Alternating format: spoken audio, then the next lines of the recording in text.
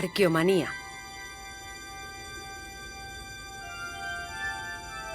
Eslabones perdidos. Primera parte. Cuando encuentras algo como el Naledi, lo que es realmente excepcional, con una relación de tamaño entre el cerebro y el cuerpo increíblemente pequeña, y con lo que hemos interpretado como una cultura compleja y sofisticada, piensas que la premisa de un gran cerebro para una cultura avanzada ha muerto. Ahora no nos lo podemos imaginar, pero, por ejemplo, Homo erectus coexistió y convivió con los parántropos, que eran unos australopitecos con aparato masticador más desarrollado y que vivían todavía en la época de los yacimientos más antiguos de aquí de Atapuerca. En esa época todavía en África vivían los parántropos y con ellos vivía el Homo erectus. Es decir, que los veían como podían ver a los papiones.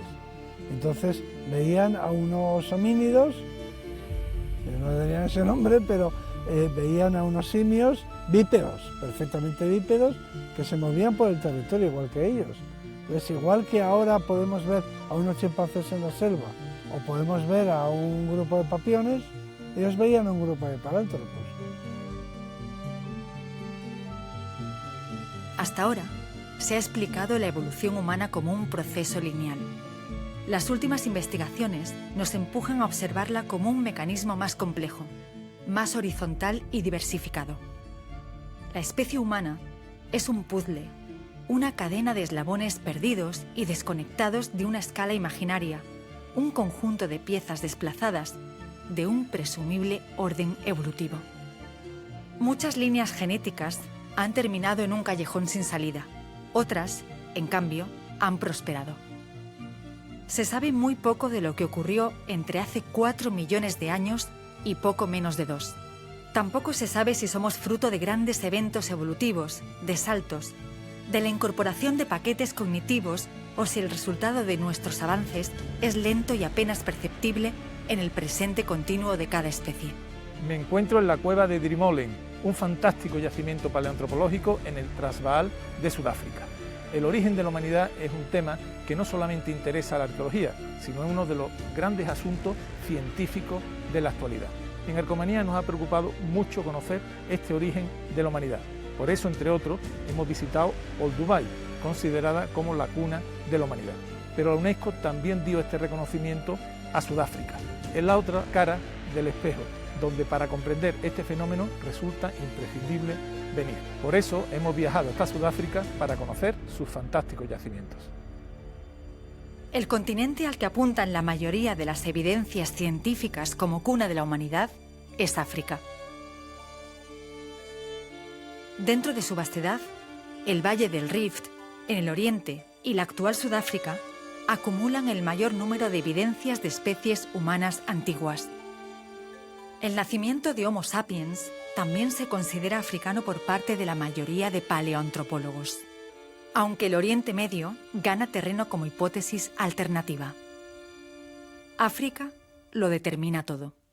Acabamos de llegar al yacimiento de Drimolen y para ello hemos utilizado este todoterreno y hemos atravesado un parque natural. Hemos podido apreciar fauna diversa, entre otros 2 fantásticos rinocerontes blancos.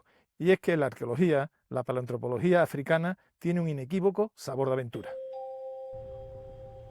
El enorme cráter producido por el impacto de un asteroide hace centenares de millones de años es el escenario de algunos de los episodios evolutivos más conocidos. Estamos en las proximidades de Johannesburgo, en Sudáfrica, y el conjunto de canteras y cuevas del llamado Cradle of Humankind, entre los que resuenan los míticos yacimientos de Sterkfontein, Swartkrans o Malapa, ha producido fósiles humanos y herramientas líticas indispensables para el conocimiento de la evolución de nuestra especie y de las precedentes. Los homininos siempre hemos sido un género que ha requerido unas condiciones de vida específicas. El concepto de productividad del medio es clave para comprender nuestro desarrollo. La sabana húmeda es uno de esos ambientes. El paisaje sudafricano de hoy se parece mucho al que tuvieron los ancestros de la actual humanidad. El yacimiento, excepcional, de Drimolen ha aportado más de un centenar de fósiles de parántropos y otros homininos. Aquí, los parántropos y los primeros humanos compartían el escenario, o quizá peleaban por él, como en los yacimientos de Olduvai en Tanzania. Es uno de los yacimientos que podría aclarar la evolución entre hace 3 millones de años y 1,5 millones, es decir, durante la eclosión de las especies consideradas verdaderamente humanas frente a sus predecesores y coetáneos parántropos y australopithecus. Pasear por estas suaves colinas del Transvaal, rodeado de fauna salvaje, nos evoca aquella remota humanidad que hace 3 millones de años caminaba por estas mismas sabanas. Dejaron sus huesos, sus restos, que es lo que hoy estudia la paleoantropología. En Drimolen, en sus 2 yacimientos principales, especialmente en el conocido como Drimolen Macondo, puede haber presencia humana desde hace más de 2,6 millones de años. Las expectativas de grandes hallazgos para determinar el origen de la humanidad son muy altas en esta vieja cantera. Es posible que los primeros Homo erectus sobre la faz de la Tierra dieran aquí sus primeros pasos. Manolo, hoy hemos tenido un auténtico privilegio, visitar 3 de los yacimientos más importantes del mundo. ¿El porqué de esta relevancia? Son 3 yacimientos que son como 3 cápsulas del tiempo en las que se encuentran las concentraciones más abundantes de homínidos que existen para explicar la evolución humana. 2 de esos 3 yacimientos, tenemos aquí a 2 de los directores de esos proyectos que nos van a contar exactamente por qué son tan importantes y cuáles han sido los descubrimientos que están sacando en los últimos años.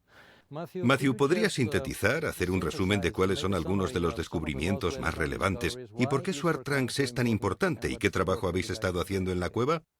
Swartkrans es una cueva increíblemente importante porque fue la primera localización del paraje africano donde se encontraron 2 homínidos en el mismo lugar con la misma antigüedad, lo cual neutralizó las creencias previas que miraban la evolución humana como un evento muy lineal para contemplarla como un árbol o corriente ramificada donde había numerosos individuos y especies en el mismo lugar en un momento concreto. Abarca mucho tiempo. Lo más antiguo probablemente se remonta 2,2 millones de años atrás hasta llegar a hace tan solo 11.000 años. Muestra diferentes ocupaciones en la cueva y aglomeraciones de sedimentos. Ahora mismo estamos investigando algunas de las primeras evidencias de uso de herramientas que vienen de una unidad sedimentaria, la parte más baja de la orilla, que tiene unos 2,2 millones de años de antigüedad. Hemos encontrado indicios de cómo nuestros antepasados primitivos fabricaban herramientas mediante el uso de un mecanismo que consiste en colocar una roca sobre un yunque y presionarla. Todos los fragmentos resultantes serían usados como herramientas para la carnicería y creemos que tal vez usaban este estilo de producción de herramientas para reducir su tiempo de exposición a otros carnívoros. Potencialmente es una evidencia de uso de herramientas en Paranthropus robustus. Estamos explorando esas hipótesis mientras tratamos de encontrar evidencias del empleo de herramientas en esta excavación. Stephanie, ¿podrías hacer lo mismo por la audiencia, por favor? Sintetizar por qué Drimolen es tan importante y cuáles son algunos de los descubrimientos más significativos que habéis hecho ahí.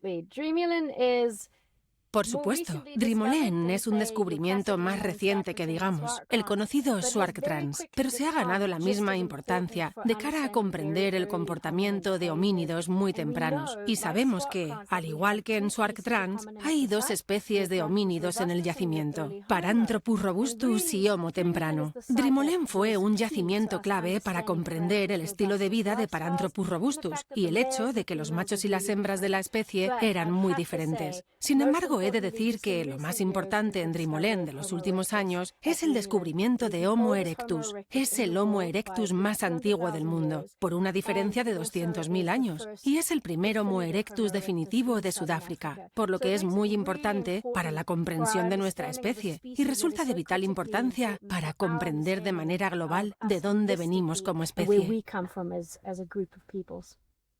Bueno, Enrique, después de este día maravilloso, ¿qué sensaciones tienes, qué reflexiones haces sobre las cuevas y los yacimientos? Bueno, yo tengo todavía que superar la emoción por llevar estos días aquí concretamente hoy en estos 3 yacimientos que son espectaculares, que son los yacimientos clásicos para conocer a los australopitecos y a los parántropos, y también hoy, como hemos podido ver, al Homo erectus más antiguo de todo el planeta. Y tras pasar esa emoción espero intentar plantearme nuevas preguntas. Hoy he conseguido que nuestros amigos nos den respuesta para algunas de ellas, pero con cada nueva pregunta en el mundo de la prehistoria surgen nuevas preguntas, ¿no? Cuantas más respuestas tenemos, más preguntas. Y la verdad es que esta noche supongo que tendré toda la cabeza bulliendo con un sinfín, pero desde luego los australopitecos hoy los tengo marcados en mi cerebro y los parántropos también. La verdad es que ha sido un día excepcionalmente emocionante. La paleantropología es una ciencia de vanguardia donde todos los días se aprende.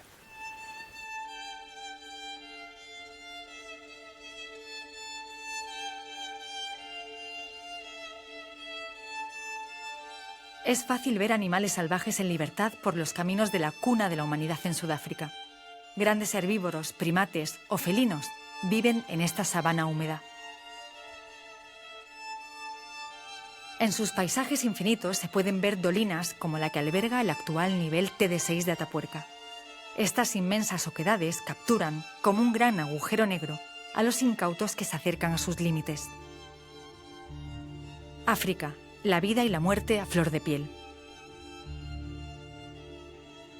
En ese juego de matar para comer, la especie humana empezó su andadura en África hace más de 1,5 millones de años.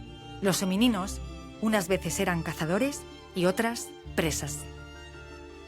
Manuel Domínguez Rodrigo y Enrique Baquedano se han desplazado hasta el Museo de Pretoria en Sudáfrica para estudiar una escena vivida hace casi 2 millones de años. La víctima, un parántropo del yacimiento de Swartkrans, fue arrastrado por un gran felino. O eso se ha creído durante medio siglo. Cuando se descubrió que estos fósiles, que estaban asociados a miles de fósiles de otros animales, y se veían que esos animales habían sido aportados por carnívoros, entonces alguien dijo, Bob Brain, un paleontólogo de prestigio, dijo, ¿no serán que estos individuos han sido también parte de ese registro de presas que han acumulado aquí los carnívoros?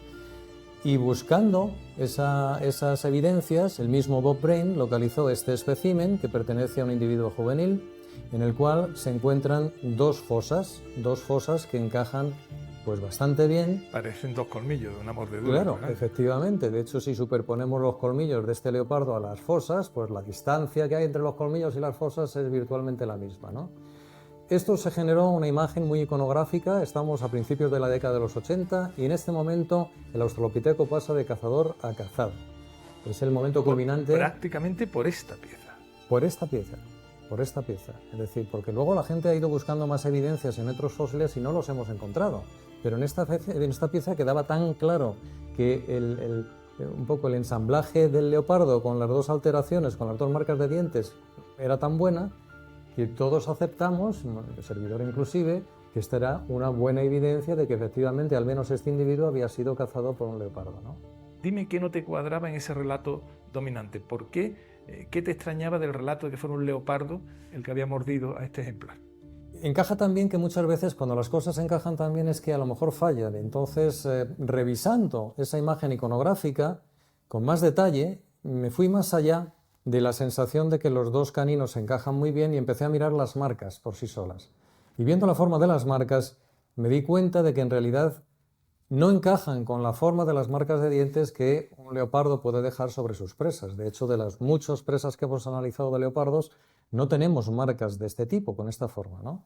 Cuando vemos estas marcas de dientes, vemos que en realidad los 2 colmillos han generado una marca que es mucho más ancha que larga. Mientras que si miramos la morfología de los caninos de los leopardos, lo que nos encontramos es lo opuesto. Los caninos son mucho más largos que anchos, son relativamente finos, ¿no? Este es un ejemplo contrario a lo que nos vemos en el caso de las hienas. Aquí tenemos un ejemplar de una hiena que es una hiena muy grande, no es la hiena que seguramente modificó a este homínido, pero lo que nos encontramos en los caninos de las hienas es que es una ampliación de toda la estructura masiva de los dientes para romper huesos. Y entonces los caninos, al igual que el resto de los dientes, no pueden ser tan finos como en un félido. Y en este caso, incluso nos encontramos que en determinados tramos del canino la anchura es mayor que la longitud, que es exactamente lo mismo que estamos viendo aquí. Por tanto, una vez analizado, tu tesis es que fue una hiena. Que fuera una hiena ya significa otra cosa. No fue cazado, sino fue carroñado, con lo cual hay un abismo de comprensión del suceso. Claro, esto no es anecdótico, no es que comprobemos que un homínido en particular ha sido modificado por una hiena, sino que lo que hacemos es que la única prueba tangible que teníamos en los últimos 50 años de que los leopardos podrían haber sido, y otros félidos, los predadores que regularon la evolución humana durante su primera mitad, pues ahora se viene abajo. Con lo cual ya no sabemos si eran presa o también eran cazadores. No sabemos si eran presas o si eran cazadores, pero se revalorizan varias ideas que se propusieron hace bastante tiempo sobre el patrón de adaptación de un primate a las sabanas africanas. Cuando vemos los primates que más éxito han tenido después de los humanos en estos tipos de medios, nos estamos fijando fundamentalmente en los papiones, que en aquella época eran mucho más diversos que ahora, mucho más grande, porque todo era más grande en aquel momento, fijaros el tamaño de estas hienas, y muy capaces de hacer frente al riesgo de predación que había en el ambiente en donde estaban adaptados, ¿no? Entonces había varias ideas que postulaban que incluso el origen del bipedismo tiene su fundamento en la capacitación de estos homínidos de poder defenderse mejor del riesgo de predación. También me ha llamado la atención la propia forma, ¿no? Nos dicen que es un australopithecus, un parántropo, pero no sé, esa forma tan esférica, no sé, ¿se contempla la posibilidad de que fuera un homo? Claro, me alegra que preguntes eso porque la primera reacción que he tenido cuando han sacado el fósil es que esto no me encaja con la morfología que cabría esperar de un parántropo, que es lo que se ha defendido hasta ahora.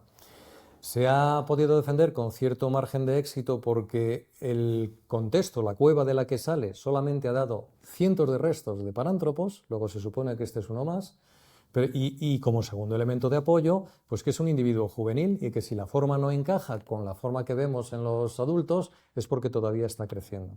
Pero hay una serie de rasgos en el cráneo, desde el tamaño del encéfalo que está desarrollando a una temprana edad, como la falta prácticamente de fusión en la mayor parte del área de las suturas craneales, que nos está sugiriendo que esto tiene un cerebro muy grande para ser un parántropo de tan joven edad.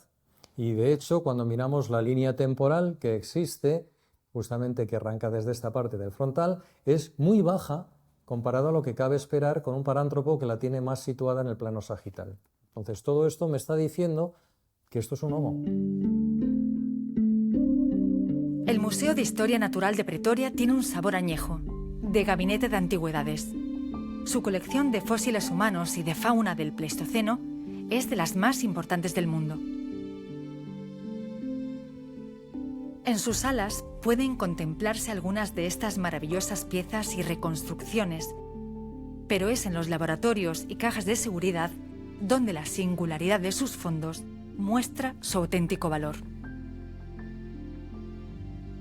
Uno de los grandes proveedores de piezas para el museo es el mítico yacimiento de Sterkfontein, una cantera que ha proporcionado a la ciencia restos de más de 100 individuos de Australopithecus africanus. Por aquí han pasado los más grandes, incluyendo a Philip Tobias y el muy actual Lee Berger. La historiografía de este yacimiento es imprescindible para conocer los estudios de evolución humana en África. Su fósil más célebre, Misplés, se encuentra depositado en el Museo de Pretoria. ¿Qué siente una persona que está dedicado vocacionalmente a la paleoantropología cuando ve una pieza tan excepcional como esta?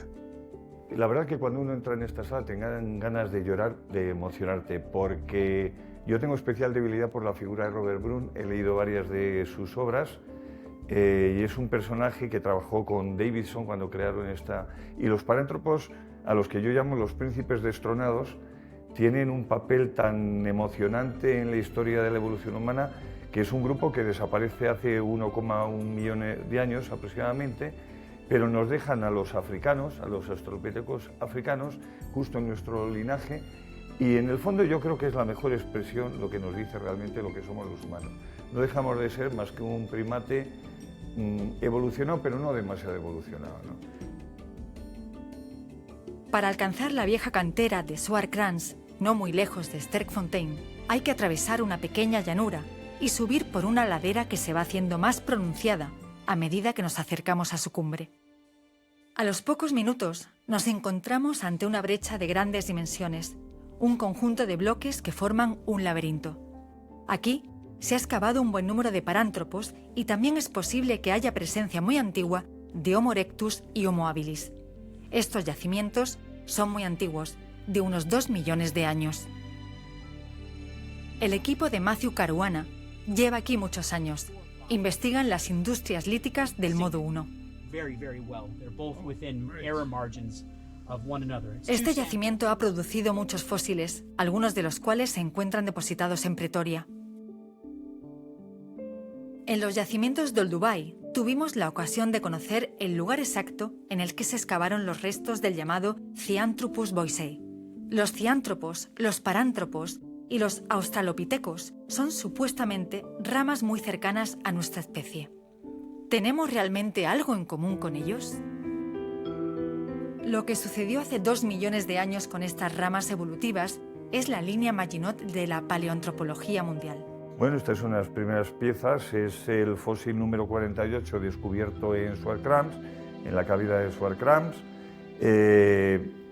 Pertenece al linaje de los Paranthropus, que es un grupo que creó Robert Brun, en cuyo santuario, como digo, nos encontramos, que creó con Davison, y que es un grupo muy especial, muy próximo a nosotros en la evolución humana, aunque se extingue en torno a 1,1 millones de años. Precisamente el último. ¿Los más antiguos son de qué datación? En torno a 2,5 millones de años. De 2,5 millones a 1,3, ¿no? Exacto, aproximadamente 1,1. Se caracterizan porque tienen una cresta sagital normalmente muy acentuada, donde se insertan los músculos meseteros, tienen un gran torus supraorbitario, como podemos ver. El ejemplar mejor conocido es OH5, que lo pudisteis ver en Olduvai Gorge, y una de las características que más me apasiona de este espécimen y de general del grupo de los parántropos, lo cogemos con mucho cuidado, es la enorme molarización. ¿Qué nos dice? ¿Qué dieta podría tener un parántropo? Esa es la cuestión. Lo que nos dice el parántropos es, al ver estas enormes molares que son descomunales, nos dice que tienen un estado de conservación increíble para tener 1 millón. Parece que son de es un fósil maravilloso. Pues tiene sobre todo estos grandes molares que son muy abrasivos. Es decir, los utilizan para comer mucha cantidad de hierba y seguramente de grano. Y quiero hacer aquí una mención al gran Tono Valverde, el biólogo español, que fue el primero que planteó que probablemente el grupo al que pertenece este fósil, los parántropos, fueran granívoros. Los parántropos utilizarían herramientas, palos, tendrían capacidad de tirar la piedra en algo, es decir, ya es un primate avanzado tecnológicamente. Este es un debate que de vez en cuando surge, yo tengo la absoluta convicción de que no, básicamente porque un animal que se alimenta de esta manera, que tiene esta dentición, no necesita herramientas, no es un omnívoro, recolecta hierba. Claro, no come carne, no necesita hacer ese tipo de herramientas, lo cual no quiere decir que en algunas ocasiones, como sucede también con los chimpancés, pues no utilizar herramientas coyunturalmente, pero lo que es fabricar industria oldubayense no lo creo bajo ningún concepto.